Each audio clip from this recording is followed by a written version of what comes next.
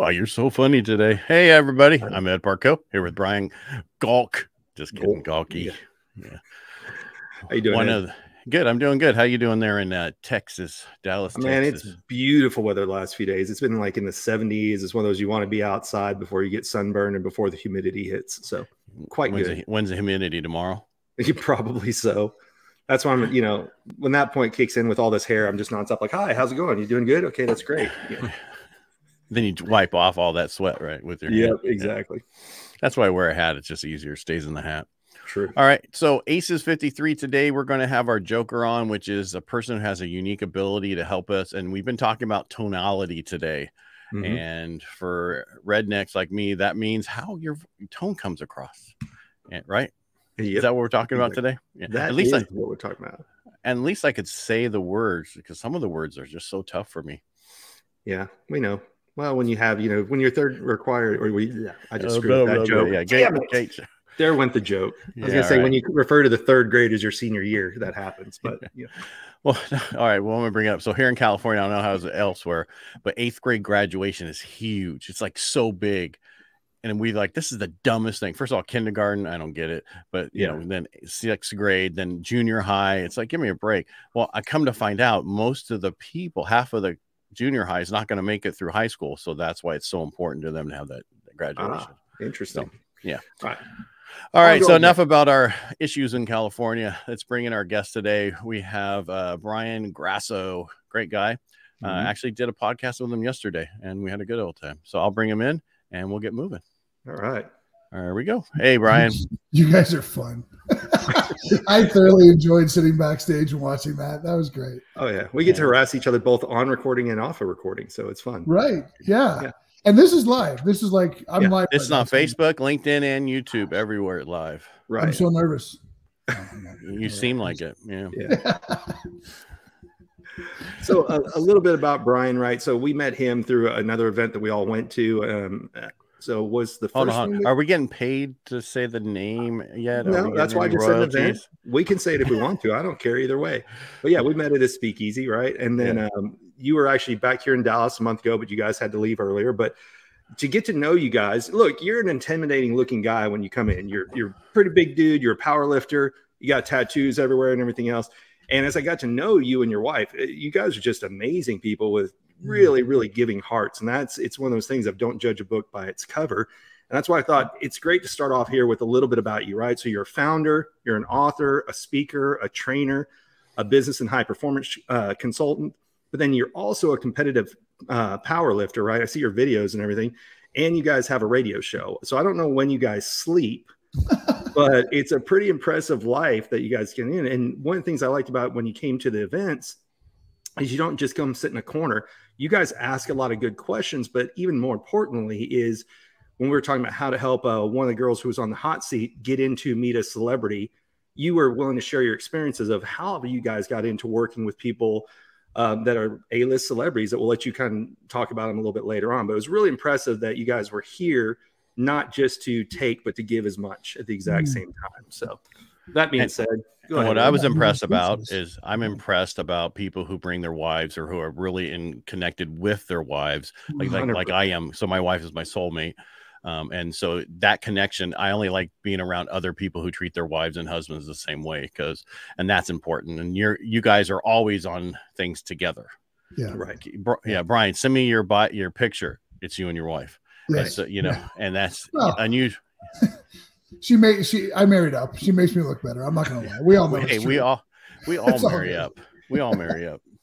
No, that's a huge part of it for us. Obviously, it's it's funny. We were quoting Joe Dirt just before recording started. So now I'm going to quote Joe Dirt. Yeah, Dirt. Exactly. I'm going to quote Rocky when he proposes to Adrian. He says, "You've got gaps, and I've got gaps, and together we fill gaps." And that's actually me and Carrie. She, she's immensely talented in varying parts of life that really are foreign to me, and I'm not particularly skilled at them naturally or innately. Whereas I have certain things that she doesn't, in terms of like long vision, and we recognized very early that in our case, I think in a lot of married couples' cases, 1 + 1 = 2. For us, 1 + 1 typically equals more than that. Not because we're particularly amazing people, but together there's just something about her that I like being around, and happily vice versa. So I'm curious if you're ever mad at her for, if you guys are passive aggressive with each other, do you just put snacks in the house? Because with you being a power lifter and her being a bodybuilder, I feel like that'd be the ultimate revenge, right? Yeah. Well, it's funny. That's a great question, Brian. I almost am stymied on that one, but truth be told, we're both in season right now. Actually, I'm out of season. She's competing in LA in 6 weeks, and my next comp is until November. So we actually rotate our in seasons and out of seasons opposite on purpose for exactly that reason. So we're not both ravenous at the same time. That's fantastic. Come on, nothing else? No other questions? Only because I was moving the banner around since he was there. See, here's the thing. Brian loves his banners. He found StreamYard has banners. He's like, I got to use these banners. That's right. Yeah. Well, because I think this one's relevant, right? And one of the things I liked in your bio when you sent it to us was not only are you a competitive powerlifter, but you said there you have intentions to win the world championship in 2027. Right. So you didn't say, I'm going to compete. But your bio says, I have the intention to win it. And I thought that was really impressive to include on that, because it's not just look at what I do, but watch me go. Yeah, I appreciate that a great deal. And it connects really interestingly with the conversation Ed and I had yesterday on his podcast. And what does the concept of mindset really mean? And, you can break it down many ways, neurologically, spiritually, et cetera. But the word intention matters a great deal. What we always try to get people into states of reference in mind is what you intend and what you expect is a powerful equation.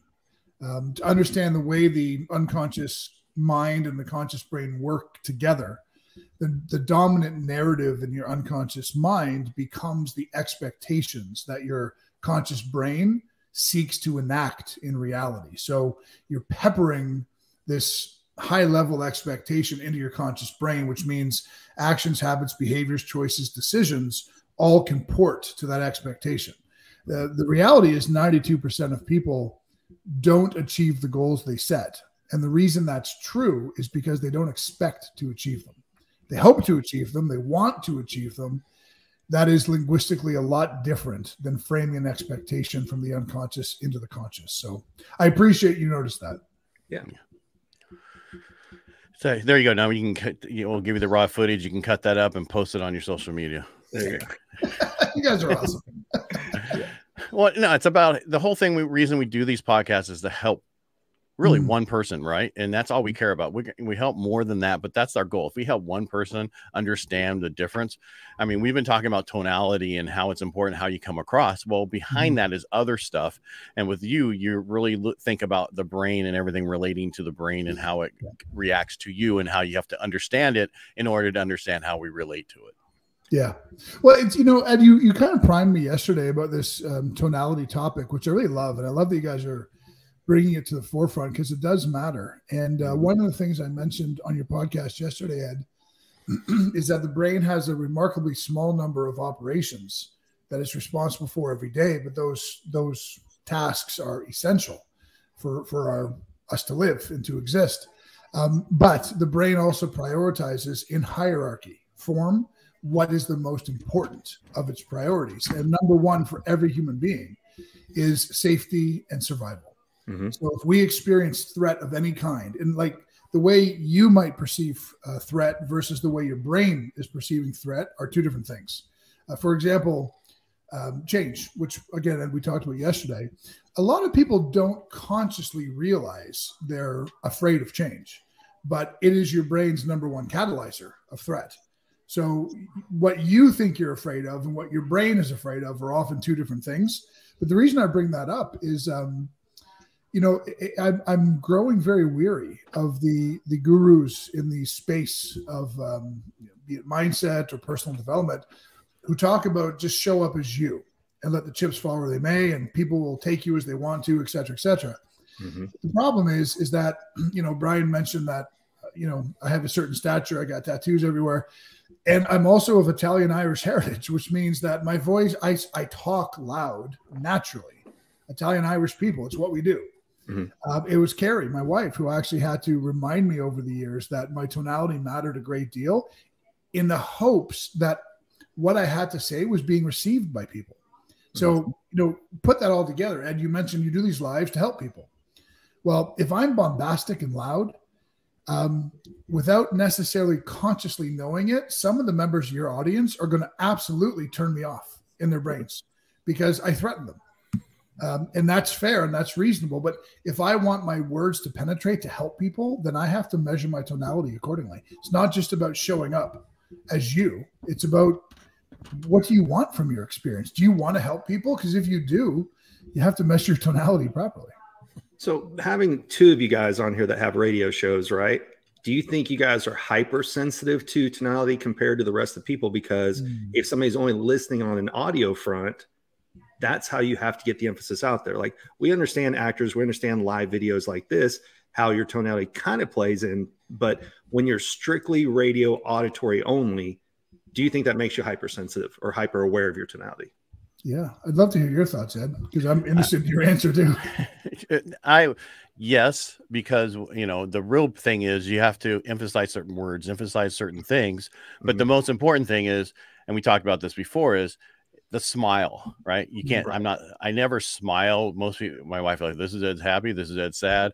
But I do. But when I come across on the radio, I actually have a thing that says smile, or when I'm talking, smile, because it's a huge difference. When we were having fun in the beginning, it was a totally different vibe than we are now when we're serious about how we're talking.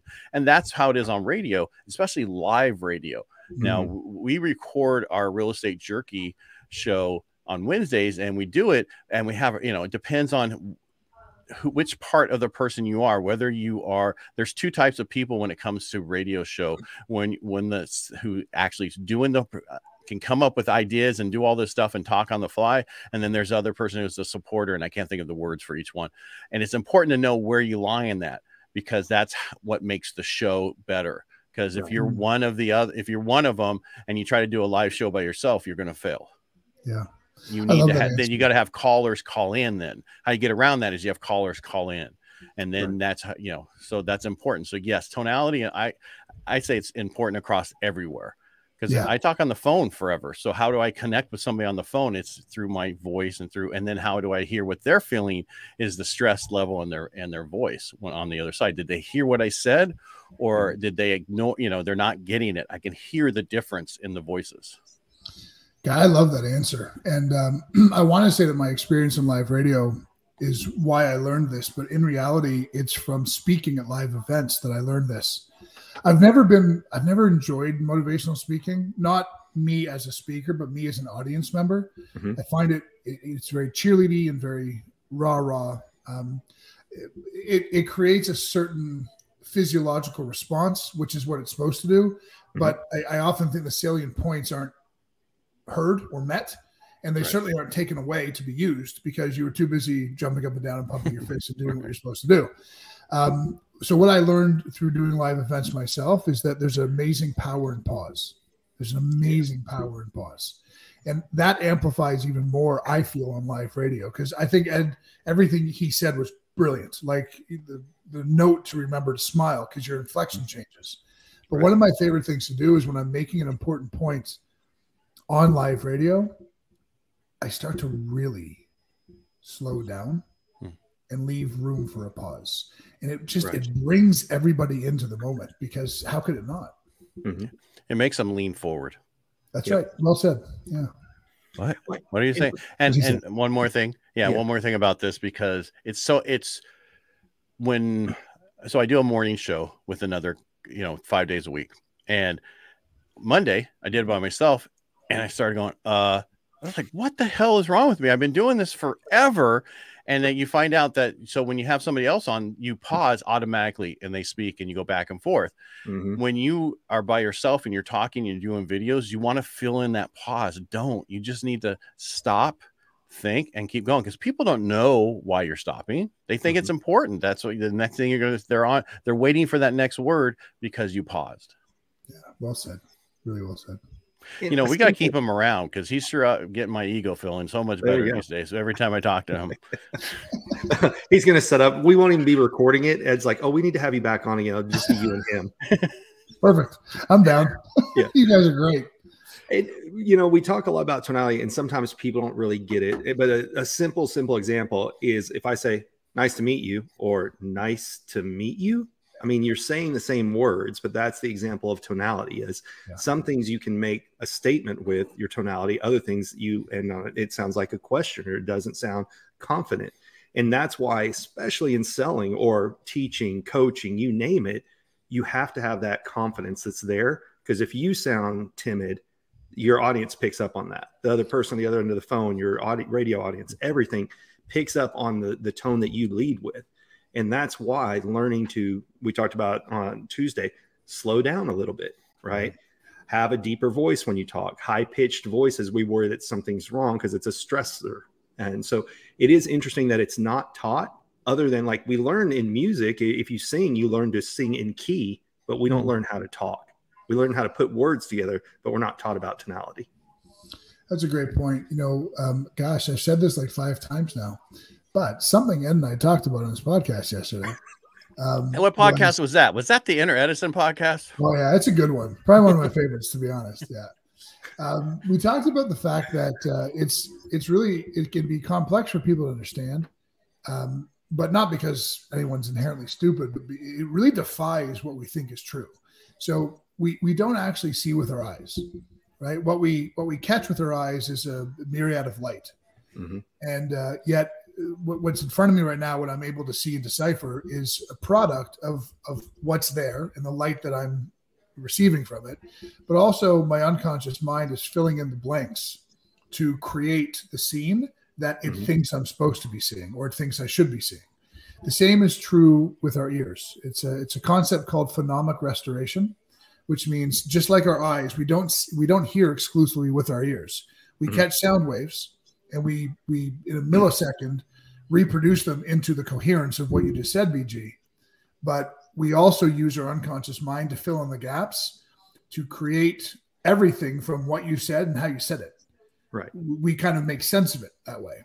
So with someone like me, and Brian, I'm just kind of mentioning again how you position me, in a bit of a larger man, tattoos, etc.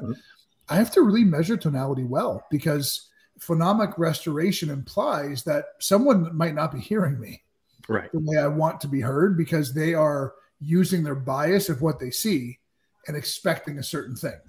So it all just lends to the conversation of how much pausing, tonality, smiling in your words, they all really amount to delivering a message that you want received. So it's one of the things you said I loved is that it's not taught, and it really should be, because it's not common sense for a lot of people. Yeah. Well, it's like the show The Voice, right? They're all turned around and they hear the person, because if you see the person first and then the sound, you're like, that's not the right. But when they hear it only and then they turn around, that's a difference. And it's like years ago, before we had Facebook and everything. And if you were talking to somebody and never met them, and then you met them in person, you're like, that's not what I thought that person would be. That's right. Right. Totally. Yeah. And then filters made it worse on picture. The filters. I have met people on, like, I'm friends with them on Facebook, met them for the first time in real life after a year or two. And I'm like, in my head, I'm like, wow, that's not what I thought you looked like. Not better, not worse, just not what I thought. On the opposite side of that, Clubhouse, when I met people in Clubhouse, I felt like I knew them because you got to hear them and talk with them and converse with them. And so that was like more natural, like, oh, hey, it's fine. And they looked like what I thought they would, versus, to your point, if you go at Facebook where you're just reading and you create that own context, it's like reading a book and then seeing the character in the movie and you're like, doesn't quite fit right. Yeah, well said. That's why I just watch the movie. I never read the book. So. I never read the book. Actually, I shouldn't laugh, because I'm not really dissimilar on that level at all. But no, I think you raised a great point. That's why I'm a big fan of live streams and videos at large. It's much more of a real, honest reflection of who you are. There's no question, because you can hear me above anything else. So we've mentioned it a few times of what you look like. So just so people can see, this is you, right? And that's what we're talking about. A much better half. Yes. Well, that's why you put her in front, right? 100% yes. So anyway, that's what we're talking about. You're a tall guy. You're good. You're in shape. Big size dude. And then tattoos everywhere. So that's what you were talking about earlier about people may not be hearing what you're saying. That's why you have to over focus on it. It's true. And I this was in my bio as well. and it's worthy of noting is I used to work as a professional bodyguard and a professional bouncer, and in that line or that career, like your tonality has to be a million times different. Like you have to bark. People have to know that there's a potential you could go the wrong direction really quickly. So you use tonality in that career opposite to what I do now, but in both cases, the tone at which I come at you is perhaps the most important part of you receiving the message that I'm trying to share. Right. So you mentioned being a bodyguard, traveling the world, everything else. Who were some of the people that, are you allowed to say who you were bodyguards for? Oh yeah, my contracts have long expired. The very last gig I did was on New Year's Eve, rolling from 2009 to 2010. It was Jay Sean. He did a concert in Chicago. So Carrie and our kids were up in Montreal, Canada, where we lived, but I went back to Chicago, where I used to live, for that final gig. And I remember texting Carrie right around 11:45 that night, because I had just gotten into a fight with somebody who tried to storm the stage, and I exited him from the facility, but he fought me the entire way. And here I'm thinking, I'm like, gosh, like I'm 33. I've got a wife and kids at home, and they're 1,000 miles away. I just texted Carrie. I'm like, I'm never doing this again. Like, I'm so done with this job. But Jay Sean, I did. I never worked. I worked for a contracting company, so we got hired to venues and events. But I got Janet Jackson, Sylvester Stallone, the Rolling Stones. My least favorite. I shouldn't say this live. No, it's okay. It's you guys. Who was? He says we have nobody watching. Is what you just said. Did you get that? Did you get that? Well, one day. Who's that guy's name? Is it Trent Reznor? I'm sure that's his name. Nine Inch Nails. Nine Inch Nails. I didn't like that guy. I didn't like that guy at all. He made it really hard for me to want to take care of him that night. But I had a blast with it. It was fun. I'm glad those years are over, though. So going from, because you brought up the fact that you were a bouncer and you did all these things, how does one go from being a bouncer, right, and a power lifter, so you're focused on physicality, to wanting to get into the mental mindset of everything? Well, there's a book out there. I'm just kidding. I was like, I was going to bring that up. That who else used to be a bouncer, and I thought Ed will get mad if I say his name. No, I don't. No, I'm just saying we should start getting some royalty, some extra, affiliate marketing, from him for as much as we talk about him, because Steve brought us all together. Absolutely. And that's, and I tell everybody, I had the interview I did after you on my podcast. I told her she needs to go to the November speakeasy, because what she's trying to do, she's a vet in the coaching realm, but she is a retired Marine. And when I first looked at her I'm like, retired Marine. I didn't know it was a female when I was like, holy shit, it's like your wife, right? It's like, holy shit. And I showed my wife, I go, does this look like a retired Marine? And she's like, no, it does not. But she's into huge coaching for for women and all this stuff. And so I'm like, you need to go to this. And I wanted to connect you guys. Oh, absolutely. No, I mean, that's a lot of what Carrie does. Is she has a program called Unstoppable Women. So she does high-level coaching for very ambitious women. So that'd be a natural fit for those guys to meet. But, pursuant to your question, Brian, I've actually written posts and blogs about this before. It doesn't seem like it fits, but I think one of the things that makes me a halfway decent coach, I learned from being a bouncer and a bodyguard. I know it doesn't seem like it fits, but in reality, you learn how to read situations very quickly. As a situational awareness, 100%. I used to be a bouncer as well. And one part is normally you're fighting drunk people, so you have a little bit of an advantage, but it was about paying attention to what may happen before it happened. And then if you have to walk somebody out, you can walk them out with respect, or you can walk them out and cause a bigger issue. Yep. And you learn how to handle drunk people, while you're watching out, and what are their friends going on, kind of keep eyes in the back of your head. So I do think it makes you hyper aware of what's going on all the time around you. And you have to think fast on your feet too, to adjust so that you're not laying on the ground. No, it's true. I mean, I don't know if, this is equivalent for you guys, but I still need my back against the wall when I'm at a restaurant. I need to see everything. I don't. My wife knows behind me. Yeah. My wife, actually, and the time she tries to sit down, I go, "You gonna watch the door?" Because I have to. It's just one of those things. I'm used to being, I was in the military. I know exactly what's going on around me at all times, no matter what. Absolutely. Yeah. It's And- something that still happens. My whole family knows. They always save the chair for me against the wall because they know. But Brian, you're right. Situational awareness, de-escalation. These are really important assets for coaches. Communication. I mean, you guys obviously both know this as well. And maybe some of your listeners don't. You can talk your way out of a million abhorrent situations as a bodyguard or a bouncer if you're just smart with your tone and you're smart with de-escalation. And so these are assets I've used in my coaching practice. I see problems before they start. I'm very quick on my feet, and I know how to use tone to land the message that's necessary for the person I'm talking to. So that was all just grace under fire of starting. I started my bouncing bodyguarding career at 17 years old. I've always been a big guy. And so, but yeah, 17 till about 33. I did that job full-time and then part-time as I aged.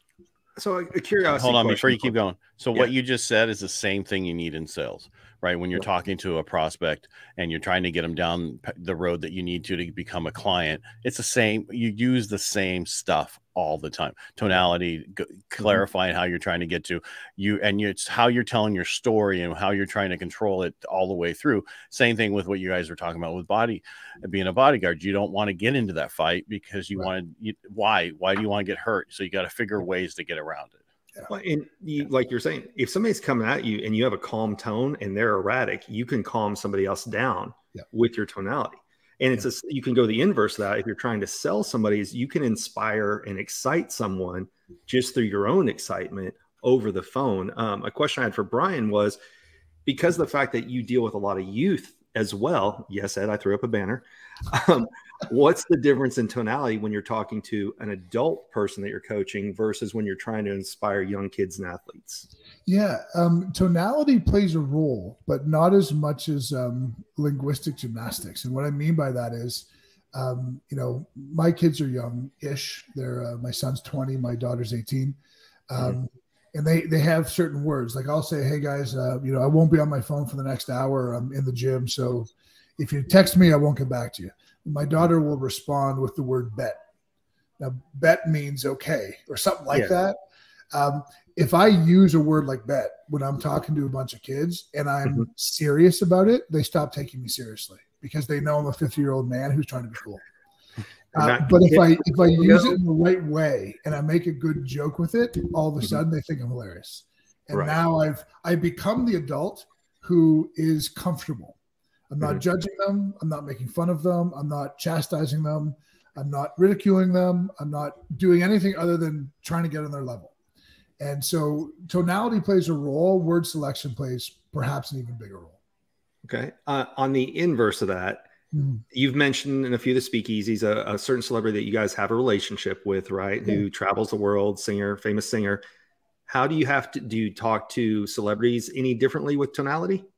No, it's been my experience that, I mean, obviously it's a cliche to say they're real people. Of course they are. But, I've never been anything other than myself with people at that level. And I think more than bodyguards, people who've experienced the life of being an A-list celebrity, they're even more equipped than a bodyguard to sniff bullshit when they experience it. So presenting yourself as who you are, I think goes a long way in conversing with people in that, A-list celebrity category. And I think the more you're around those type of people, the less those type of people influence who you are. Totally. Right. Right. Because I mean, I lived in LA for a while, and you go to the bagel store and you're in line with every actor and actress in the world. Right. And you're like, hey, how's it going? It's not, it's not the same as somebody who's never seen an actress or actor in life. Right. Agreed. Yeah. And this popped in my head while you're talking, because I know you had her speak at your event. You know who was really good with tonality as well in her videos is Martha. Oh. Martha is fantastic when you're watching her videos, because you can feel her excitement. You can tell when she wants to be serious. I mean, she just has a melodic way of delivering a message that is very impactful. Yes, without question, one of my favorite humans on the planet. And you guys both know her well. So I'm saying this to you. You already know this, but perhaps some of your viewers right now don't.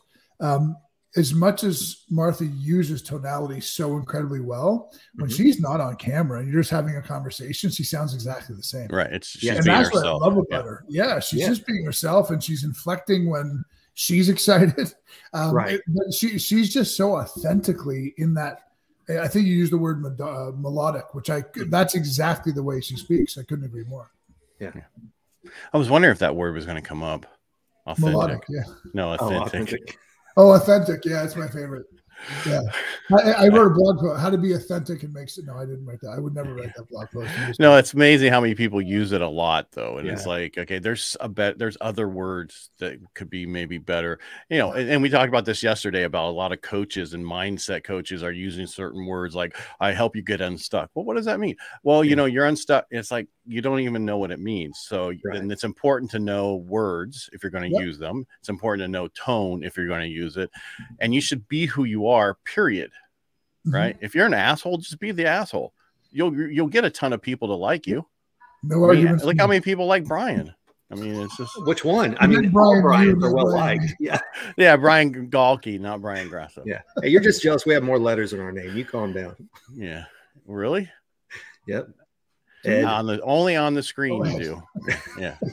Only on the screen. I was looking at our last names going, do I know? Yeah, I got you. Yeah, no, actually you and I, we're both the same, right? Grasso and Galke. So yeah. But okay, so because today is about tonality, and we've kind of talked about how you go from dealing with children to you go to celebrities, which is a vast gap, right? One of the other things is you've spoken around the world. So I think you mentioned Prague, New Zealand, Ireland, Italy, Sweden. How do you have to adjust your presentation based on where you're going? Because some places being boisterous is kind of like aggressive. So do you work with somebody before you go there to find out what is the proper tone to have in a presentation there? If I could go back in time, I probably would have, to be honest. I didn't have foresight for that. It never worked against me, best I can tell. I never got booed off a stage or anything along those lines. But here's one thing that I found very interesting about exactly what you're saying. Culturally, you're right. I mean, boisterous plays well over here. It doesn't play well over there. And that's absolutely true. So I'm from Canada originally. And I found this remarkable as I traveled around speaking in different countries. And it's speaking, Brian, to what you were just talking about there. When I was more boisterous on stage, people assumed I was American. Oh, really? And when I sat, like, you know, Dr. Wayne Dyer, when I sat on a stage in a chair and just talked for 60 minutes and I didn't really pitch above where I am right now, they knew I was Canadian. And I found that fascinating, that's the image the world has. If you're boisterous, you're American. Yes. If you're nice and quiet and relaxed, you're Canadian. I'm like, really? I don't know. I know a lot of Canadians who are boisterous as hell. I watch Kids in the Hall. Brian just apologized the whole time. Sorry. Yeah, you gotta do like with your sorry. That's the way it's. What's interesting about Prague is when we went there, we got called out. We went 8-9 years ago. We got called out for being Americans, but it was for two reasons: sunglasses and for taking our coffee to go. Really? Neither of those happen. Yeah, because in a lot of Europe, you just sit, you drink your espresso real fast, and you don't take it to go. And then sunglasses. So like, you're Americans, huh? Yeah. Apparently, you know, first of all, Prague is a beautiful. That's maybe one of the most beautiful cities I've ever been in. That was absolutely gorgeous, that place. Well, I was with the U.S. national figure skating team at the time. I was a performance coach, and I did a presentation there while we were there. We were also there for an international competition, and the head coach of the U.S. team at the time decided it would be a really smart idea for her and me, and I think one or two other chaperones, to take the 15 young female athletes we had on Team USA at the time through a tour of downtown Prague with everybody wearing the USA tracksuits. Oh, wow. And I was like going, this is not a good idea. Yeah. This is not a good idea. So it ended up being fine, freaky, because we've got this crowd of people converging on us happily just to take pictures. But it was momentarily there. I was like, I don't like this. I don't like that we're surrounded by 75 people right now. So, Brian, you can be honest with us here. Were you part of the inspiration for Blades of Glory? Is that what you did? Absolutely. Yeah. I don't like admitting it. I co-wrote it. No, I'm just kidding. Yeah. But that is a funny movie. It is. Hey, who doesn't like comedies? Right. Especially that type of stuff. Joe Dirt, all those types. Yeah. Tommy Boy. Tommy Boy's Black Sheep. I love Black that whole genre is fantastic. Yeah. Well, we have the kids of that age that had to get stuck there watching with us. Yes. Right. In the 90s. Yeah. All right. Ed, what do you got? I have nothing. Yeah, nothing. I tapped you guys up.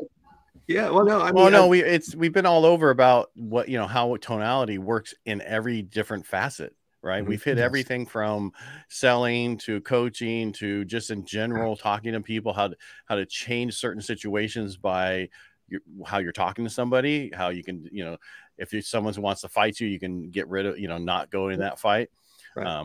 Because I remember when I was in the Navy, I was stationed in San Diego, and I was in a mall, and I'm going down the escalator in the mall, and this chick's coming up, and she's smiling at me, and I said, hey, and then behind her two steps was a dude, and he's like got pissed off at me, and he starts following me out, and he's like, he wants to kick my ass because his girlfriend winked at me. It's like, okay, I said to him, first of all, I'm not going to get anything out of this.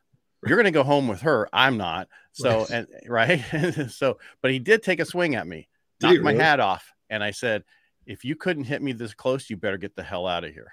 Yeah. Fair. Right. Fair because comment. it's like, what? If you couldn't hit me and you knocked my hat off, we have a problem. Or you have a problem. So you might want to go back in. And then he went back in. But I'm just saying is you never know the situation where you're going to run into where you have to be quick on your feet. Because don't get me wrong, I can be quick with my words and really piss somebody off in a second if that's what I want to do. I know how to hit certain things, but in turn, you can do the same thing, complete opposite also, which is what you really want to do. Agreed. That's a great story.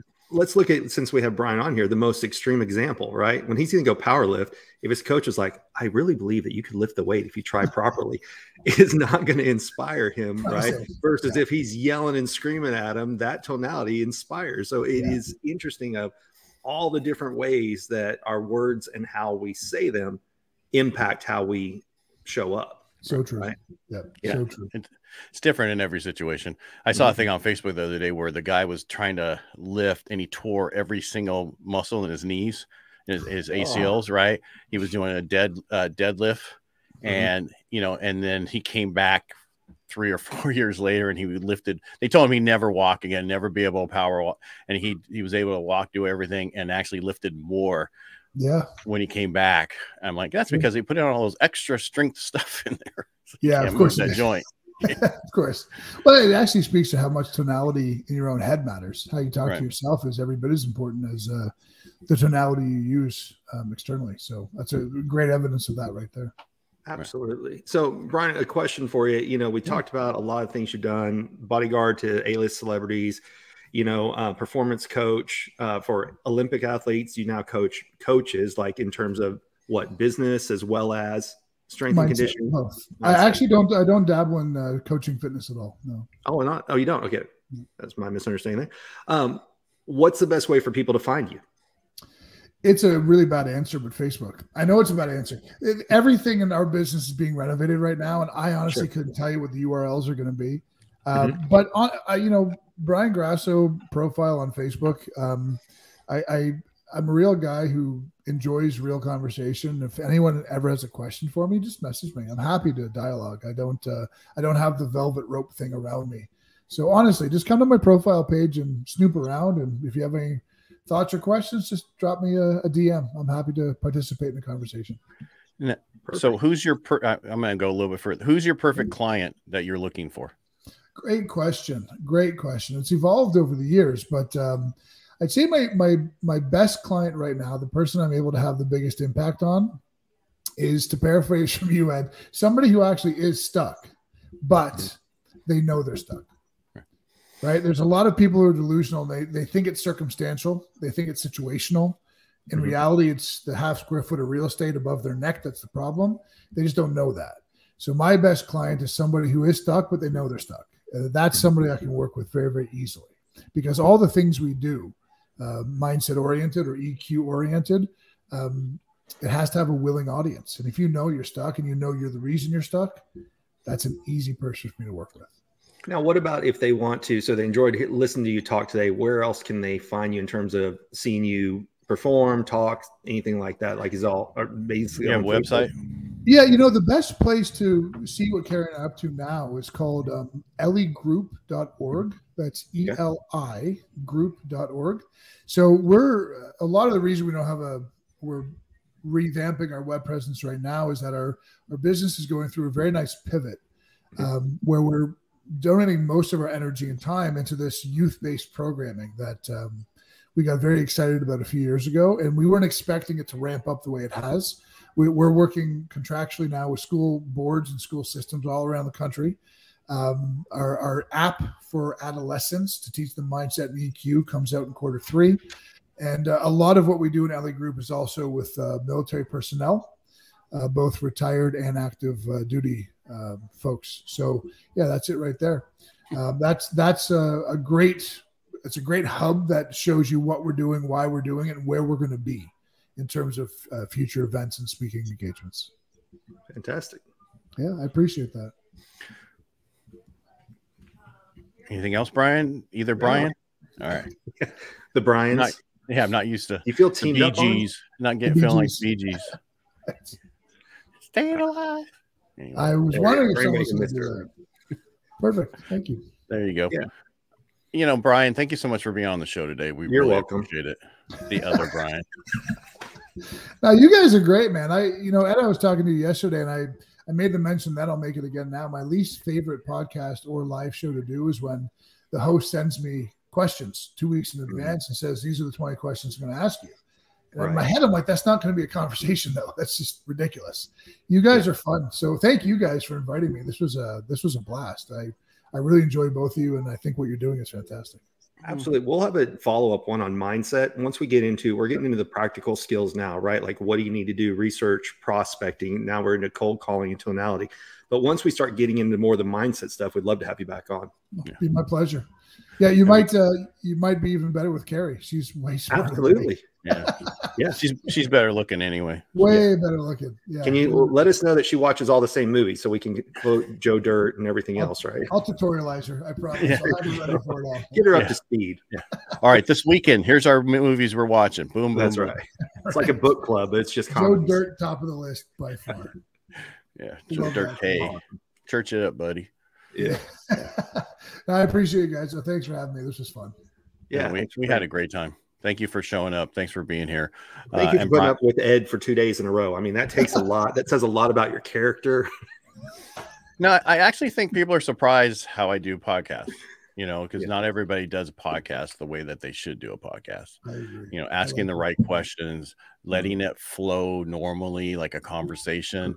But still controlling the way it goes, but still having a good conversation. And Brian Galke, thank you for being here today. I appreciate it. Brian Grasso, thank you for being our guest. And like we said, we're going to have one of you back, Carrie or you, for the mindset part, because we talked about this yesterday, how the mindset, the further along you get, the more your mind messes with you, right? It's like when golfing, when you first started, 90% physical, 10% mental. Then once you get on the other side, it's complete opposite, 90% mental, 10% physical. Right. And that's the issue that you have in sales. When you're getting good at stuff, your mind gets in the way. And so it's important to do that. So we'll get that going in a couple weeks. Awesome. That's great, guys. Awesome. All right. And everybody else who's been watching, we really appreciate it. If you like what we do here, just subscribe, share, let other people know. And we're just trying to help you. Brian, thank you. And Brian, thank you. Bye, everybody. Thanks, guys.